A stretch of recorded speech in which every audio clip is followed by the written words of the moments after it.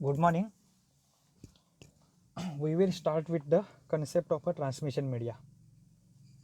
That is our next chapter. We have already started. In that we have seen introduction, then definition of a transmission media. After it, need of a transmission media, then selection criteria. उसके बाद हम लोग ने देखा कि उसकी basic category that is wired media, you can say guided media and unwired media, unguided media. From wired media, it is having three category, that is twisted pair, coaxial cable and fiber optic cable.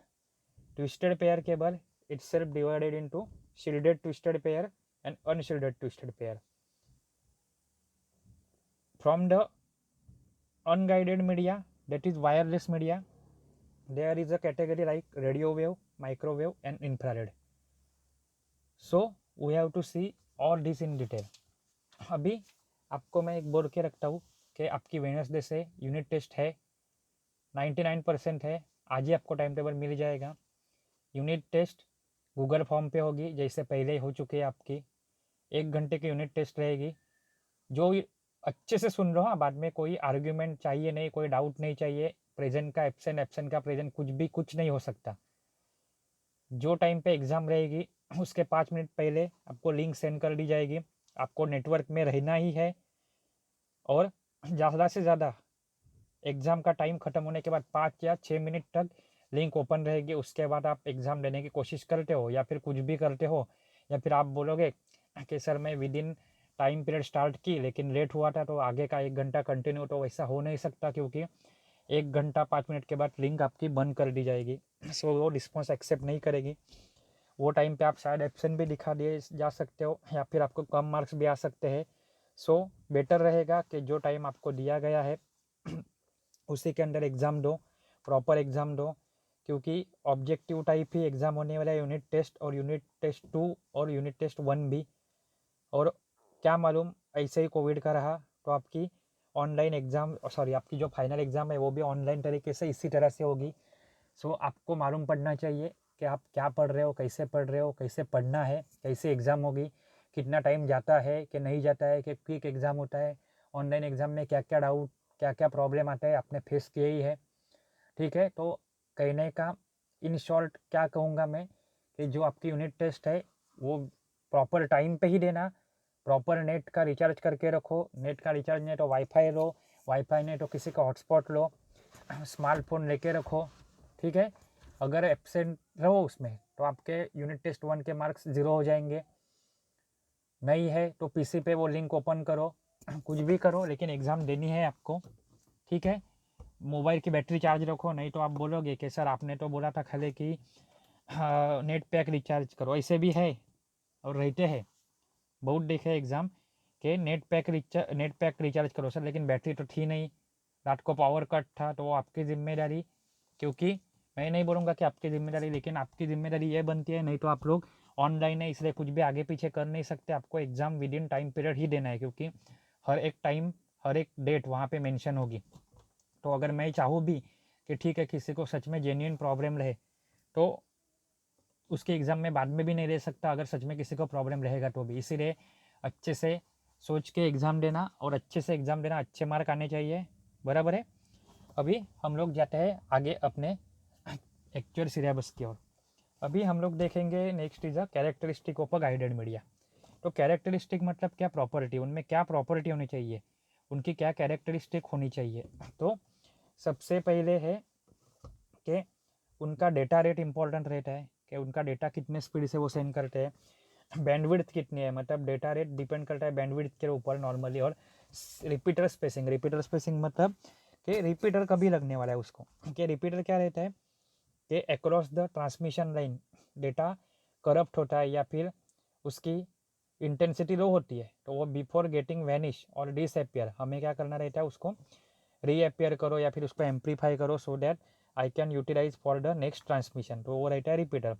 तो repeater कितने distance के बाद लगता है, bandwidth कितनी है, data rate कितना support करता है, ये सब कैरेक्टरिस्टिक इंपॉर्टेंट है रिगार्डिंग व्हाट, तो आपके wired media that is the guided media. अभी यहाँ पे आपको एक टेबल दिया गया है. ये देखो टेबल, ये टेबल में क्या है, ट्रांसमिशन मीडिया के टाइप, 3 टाइप हम लोग ने देखे, ट्विस्टेड पेयर, कोएक्सियल केबल और ऑप्टिक केबल।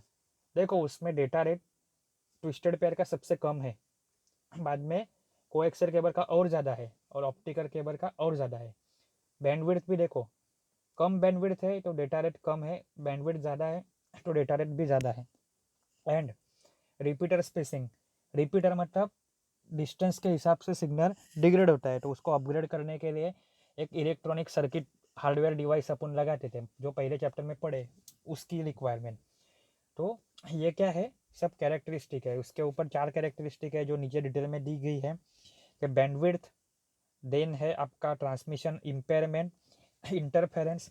इंटरफेरेंस मतलब क्या कि एज द सिग्नल ट्रेवर्स, जैसे भी सिग्नल जाता है या फिर नॉर्मल सिग्नल जनरेशन के टाइम पे भी एक्सटर्नली नॉइज सिग्नल इफेक्ट करते उसे, तो नॉइज कैसे होना चाहिए, हमेशा हमेशा डेटा में कम होना चाहिए। एक मैटर, एक टर्म रहती है सिग्नल टू नॉइज रेशियो, तो सिग्नल ज़्यादा रहना चाहिए that is data, but noise कैसे रहना चाहिए, कम रहना चाहिए। बाद में उससे क्या होता है कि सिग्नल अलग अलग, सॉरी उसके पहले के टॉपिक में, मतलब लास्ट लेक्चर में भी हम लोग देख चुके हैं कि हमारे पास क्या कौन से टाइप के नॉइज रहते हैं। बाद में ट्रांसमिशन इम्पेयरमेंट, ट्रांसमिशन इम्पेयरमेंट मतलब क्या है, attenuation, limit the distance, guided media, twisted pair generally suffer from impairment then coaxial cable. ये इम्पेयरमेंट मतलब क्या है कि कितना आपका अटेन्यूएशन होता है, अटेन्यूएशन की भी डेफिनेशन देख चुके हैं। और नेक्स्ट है आपका number of receiver, number of receiver मतलब कितने लोग, कितने रिसीवर सिग्नल को रिसीव करने वाले। A guided media can be use to construct a point to point link और a share link. Point to point मतलब 1 to 1 पर्सन, और ब्रॉडकास्टिंग टाइप एक ही पर्सन से मल्टीपल पर्सन के पास सिग्नल जाए, ऐसा भी हो सकता है। तो ये सब क्या है, characteristic of a guided media. अभी हमारा एक्चुअल ट्रांसमिशन मीडिया स्टार्ट होगा, that is twisted pair cable. Twisted pair cable का हम लोग यूटीपी तक आज देख लेंगे, ठीक है, कैटेगरी वाइज ही देखेंगे तो समझने में इजी रहेगा। अभी ट्विस्टेड पेयर, ट्विस्टेड मतलब क्या, ट्विस्ट मतलब गुंता गुंत बोल सकते हैं या फिर कॉम्प्लेक्सिटी। यहाँ पे कॉम्प्लेक्सिटी नहीं लेनी है अपने को मीनिंग में, यहाँ पे क्या सोचना है, ट्विस्ट मतलब यहाँ से वहाँ पे जाना, वहाँ पे यहाँ से यहाँ पे आना।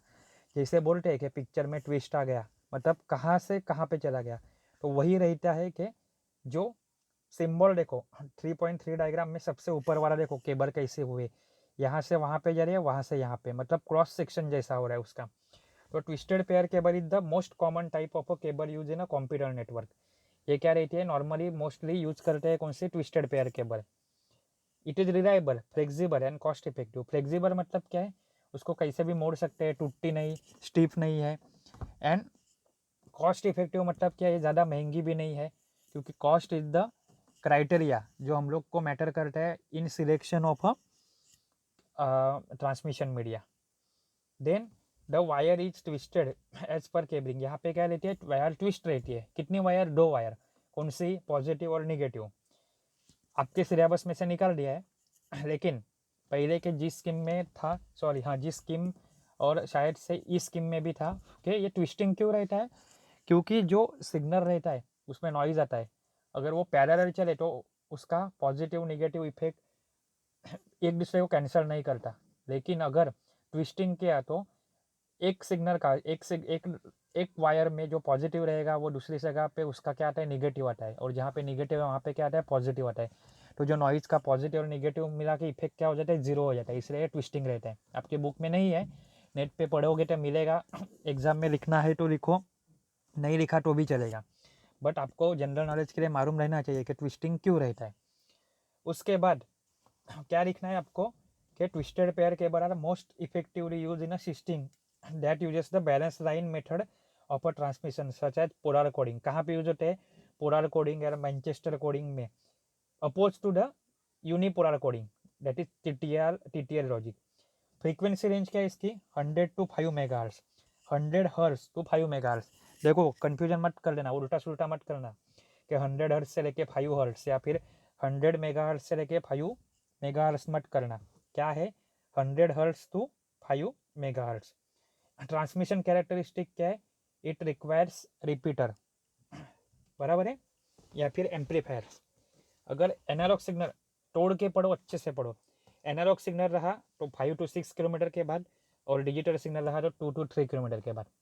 दो बॉडी लाइन याद रखने की ज़रूरत नहीं है। क्या याद रखना है कि उसके लिए ट्रांसमीटर में रिपीटर चाहिए। एनालॉग सिग्नल की रिक्वायरमेंट अलग है, डिजिटल सिग्नल की अलग है। Attenuation is the strong function. Attenuation मतलब क्या है कि डिस्टेंस ट्रेवल करता है वैसे सिग्नल डिग्रेड होता है। सस्पेक्टेबल टू द इंटरफेरेंस और नॉइज। इंटरफेरेंस मतलब EMI RFI जो हम लोग ने देखा था, उसके लिए सस्पेक्टेबल रहता है, मतलब इसके ऊपर इफेक्ट करते हैं। इम्प्रूवमेंट पॉसिबिलिटी, इसका इम्प्रूव कर सकते हैं। Shielding with metallic breads and shielding reduces the interface. अगर उसके ऊपर मेटालिक कवरिंग रहा, आपने बड़ी बड़ी केबल देखी रहेगी जो खड्डे खुट्टे रास्ते के बाजू में, उसके ऊपर जाड़ मीटर की कवरिंग रहती है, वो क्या करती है, एज अ सिक्योरिटी जैसा काम करती है। उसकी वजह से एक्सटर्नली जो नॉइज रहता है वो अंदर आता नहीं। Different twist train in adjacent pair reduces cross talk.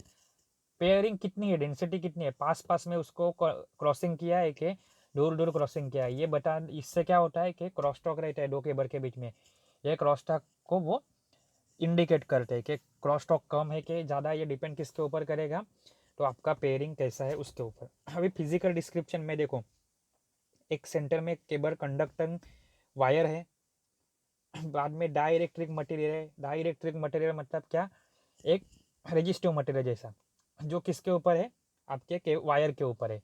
तो वायर के ऊपर डाइइलेक्ट्रिक मटेरियल। डाइइलेक्ट्रिक मटेरियल के बाद क्या है, फॉइल शील्ड। फॉइल शील्ड मतलब क्या है, एक कवरिंग और एक कवरिंग। फॉइल शील्ड के ऊपर क्या है, ब्रेडेड शील्ड। और ये सब कुछ किसके अंडर है, जैक के अंदर, जैकेट के अंदर। जैकेट क्या रहता है, सबको कवरिंग करने वाला। यानी मेन चीज कौन है, कोर मटेरियल क्या है, आपकी कंडक्टिंग वायर, जो ऊपर छेड़े निकाले हुए हैं ना, ये देखो, तो ये है आपकी कंडक्टिंग वायर। कंडक्टिंग वायर के ऊपर है डाइइलेक्ट्रिक मटेरियल, मतलब उसकी खुद की रजिस्टिविटी के लिए। वो दोनों वायर भी किसके किसके ऊपर अंडर प्रेस की है, तो फॉइल शील्ड के ऊपर है। फॉइल शील्ड वाली केबल किसके अंडर प्रेस की है, ब्रेडेड शील्ड के ऊपर। और ये सारी असेंबली किसके अंदर मैं प्रेस कर रहा हूँ, तो जैकेट के अंदर। अभी एक किससे बना हुआ है, बराबर है। तो सबसे पहला है कंडक्टर वायर, जो आपने देखी थी। मैं डायग्राम में ओपन करके रखता हूँ तो आपको इजी रहेगा। देखो कंडक्टर वायर दिख रही है, हाँ। तो it is made up of a copper, copper treated और टिन सिल्वर और एल्यूमिनियम और स्टील कवर्ड कॉपर। ये किससे बनी रहती है, तो कॉपर से बनी रहती है, या फिर कॉपर ट्रीटेड टिन से, या फिर एल्यूमिनियम से और स्टील से, किसी से भी बनी रहती है। जो सेंटर केबल है इसको हार्ड बोल सकते हैं। नेक्स्ट है डाइइलेक्ट्रिक मटेरियल।